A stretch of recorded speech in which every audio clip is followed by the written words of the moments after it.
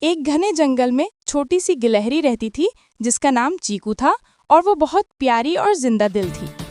چیکو ہمیشہ اپنے دوستوں کے ساتھ کھیلتی کودتی رہتی، لیکن اکثر دل ہی دل میں سوچتی کہ زندگی کا کوئی مقصد بھی ہے۔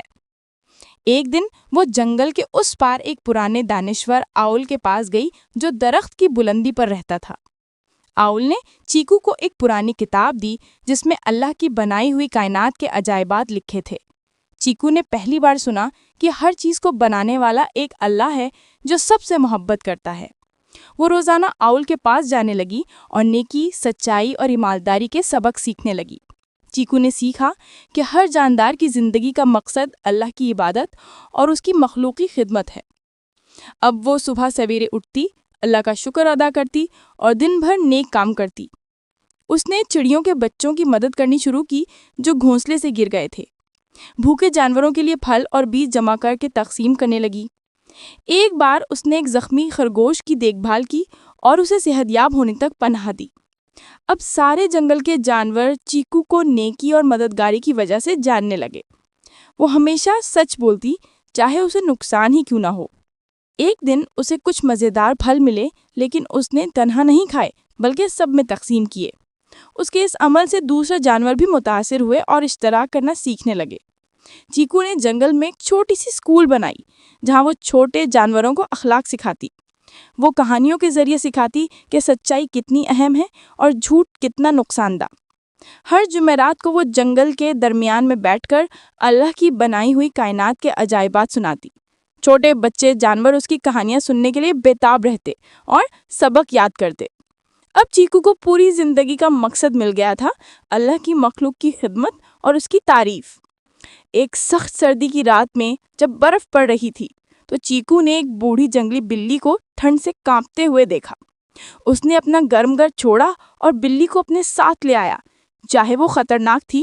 بلی نے وعدہ کیا کہ وہ کسی کو نقصان نہیں پہنچائے گی اور چیکو کے ساتھ رہنے لگی۔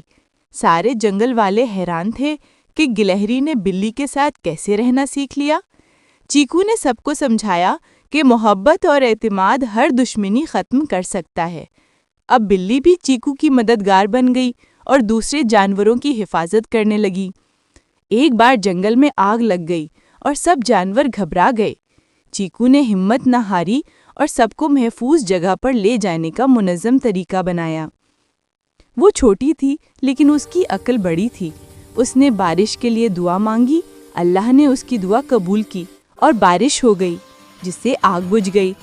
اب سارے جنگل والے چیکو کو ہیرو ماننے لگے اور اس کی بات ماننے لگے۔ لیکن چیکو نے کہا کہ ہیرو تو اللہ ہیں جس نے ہماری دعا سنی۔ اس نے جنگل میں امن کا ماحول بنایا، سب جانور مل جل کر رہنے لگے، چھوٹے بڑے کا فرق ختم ہوا، ہر ایک کا احترام ہونے لگا۔ چیکو نے سکھایا کہ اللہ نے ہر جاندار کو خاص صلاحیتوں کے ساتھ بنایا ہے۔ ہاتھی کی طاقت، چڑیا کی پرواز، گلہری کی تیزی، سب اللہ کی نعمتیں ہیں۔ اب جنگل کا ہر جانور دوسرے کی مدد کرتا اور ایک دوسرے کا احترام کرتا۔ چیکو کی کوششوں سے جنگل جنت کا نمونہ بن گیا جہاں محبت اور امن تھا۔ دور دراز کے جنگلوں سے بھی جانور یہ کہانی سن کر متاثر ہوتے اور وہ اپنے جنگلوں میں بھی امن اور محبت پھیلانے کی کوشش کرتے۔ چیکو نے فیصلہ کیا کہ وہ اپنا پیغام دور دراز تک پہنچائے گی۔ وہ چھوٹے چھوٹے گروپ بناتی اور مختلف جنگلوں کا سفر کرتی۔ ہر نئے جنگل میں وہ امن اور محبت کا پیغام لے کر جاتی۔ اس کے ساتھ اس کے وفادار دوست بلی، خرگوش اور آؤل بھی ہوتے۔ انہوں نے مل کر ایک ٹریولنگ اسکول بنائی جو ہر جنگل میں جاتی، چھوٹے جانوروں کو اخلاقیات سکھاتی، بڑوں کو امن کا درس دیتی۔ ایک جنگل میں وہ لومڑیوں سے ملی جو چالاکی سے دوسروں کا نقصان کرتی تھیں۔ چیکو نے انہیں سمجھایا کہ ایمانداری میں ہی سچی کامیابی ہے۔ لومڑیوں نے اس کی بات مانی اور اب وہ دوسروں کی مدد کرنے لگیں۔ ہر جگہ چیکو کی کہانی پھیلتی گئی اور مزید جانور متاثر ہوتے گئے۔ اس نے اپنے سفر کے دوران بہت سی مشکل حالات کا سامنا کیا، طوفان، سیلاب، خشک سالی۔ ہر مشکل میں اس نے اللہ پہ بھروسہ کیا اور ہر بار اللہ نے اسے نکلنے کا راستہ دکھایا۔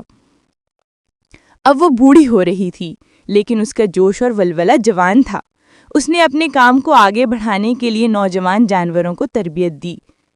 ہر جنگل سے ایک رہنما چنا جو وہاں امن اور تعلیم کا کام جاری رکھے۔ چیکو کی ٹیچنگز کو ایک کتابی شکل میں لکھا گیا تاکہ آنے والی نسلیں بھی اس کے قیمتی اسباق سیکھ سکیں۔ اب پورے خطے کے جنگلوں میں امن قائم ہو گیا تھا اور ہر کوئی چیکو کو جنگلوں کی استاد کے نام سے جانتی تھی۔ چیکو نے اپنی زندگی کے آخری سال اپنے آبائی جنگل میں گزارے۔ جہاں اس نے اپنی سیرت کا آغاز کیا تھا وہیں اس کا سفر مکمل ہوا۔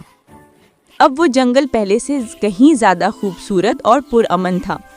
ہر طرف پھول کھلتے، پرندے گاتے اور جانور محبت سے رہتے۔ چیکو کے شاگرد اب اس سے بھی اچھا کام کر رہے تھے۔ انہوں نے مل کر ایک بڑا امن کانفرنس منعقد کی جہاں تمام جنگلوں کے رہنما جمع ہوئے اور امن کے معاہدے پر دستخط کیے۔ چیکو نے اپنی آخری تقریر میں کہا کہ محبت ہی واحد راستہ ہے۔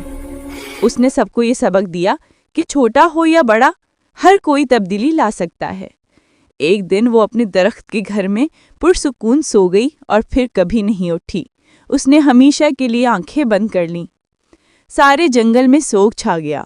ہر جانور رو رہا تھا، لیکن وہ جانتے تھے کہ چیکو کی روح اب ہمیشہ زندہ رہے گی۔ اس کے کاموں میں، اس کے سکھائے ہوئے اسباق میں۔ ہر سال اس کی یاد میں امن میلہ منعقد ہونے لگا، جہاں تمام جنگل کے جانور جمع ہوتے اور اس کے کام کو یاد کرتے۔